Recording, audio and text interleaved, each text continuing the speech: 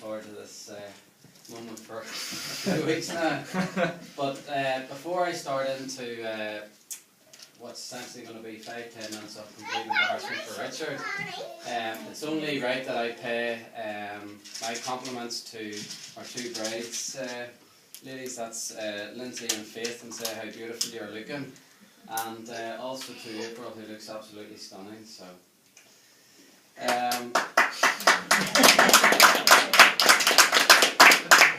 I have to say thanks, of course, to Richard for asking me to be his best man. As he said in his speech, I mean, we've been friends for a long time. We've shared a lot of experiences, a lot of good memories, and I certainly hope in years to come that we'll be sharing a lot more good memories together. So, I mean, I was sitting down with Richard's mum earlier in the week, trying to jog my memory in terms of things to say in the speech, and it's always quite tricky to think what to say, you know, what's appropriate.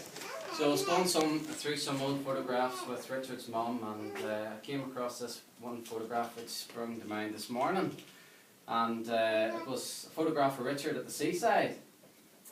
So Richard, he was actually sitting on a donkey. You know, you might find this hard to believe, but he was sitting on a donkey on the beach, and he had his face painted like a clown. And in one hand he had an ice cream, and in the other hand he had his candy floss. And I mean, I was saying to Richard's mum, oh, I have to bring that photograph on Saturday. And, oh no, you can't bring that, Gordon. You can't bring that, it's too embarrassing, it's too embarrassing. And I don't know, I think we could get away with it. But it was too embarrassing, mainly because it was only taken in July last year. Well, April, you know Richard as well as I do, obviously, and I mean, Richard has a good taste in clothes. He likes to wear the best clothes, he likes to wear designer clothes, and he's always giving me advice. He's not short of giving me advice on clothes, but I know certainly Ian would like me to say today, when I was touching base with Ian, who would love to be here, that Ian was tortured when he was growing up and living in the same house as Richard, because Richard, of course, was always stealing Ian's clothes. And of course Ian didn't know anything about it, only when he went to the wardrobe to pull out a jumper or a shirt or jeans, and of course, and there was nothing there, because Richard was wearing it.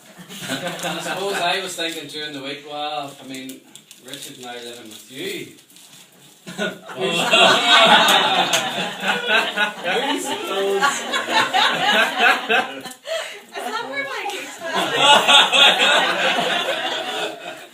Well, apart from that, I mean, as you will know, April, Richard likes to wear at least 2 or 3 pairs of socks a day. He likes to take at least 2 or 3 showers a day.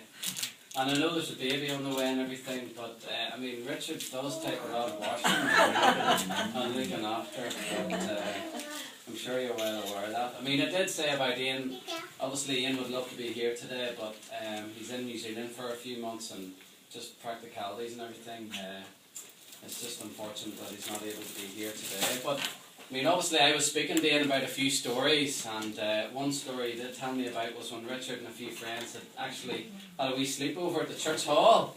This is going back a number of years now, it wasn't in July last year now. To be fair to Richard, it was going back a few years.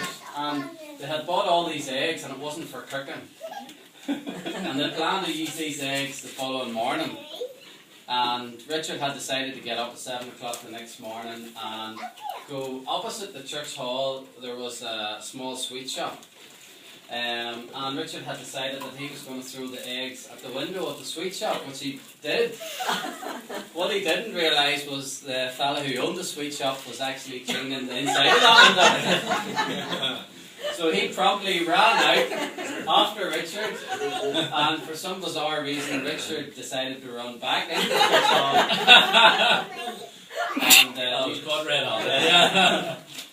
So I always remember the first time actually I went on holidays with Richard. It was just the two of us, and we were going off skiing, and really looking forward to it. You know, I hadn't been skiing in a long time, so we're sitting in the airport lounge and everything.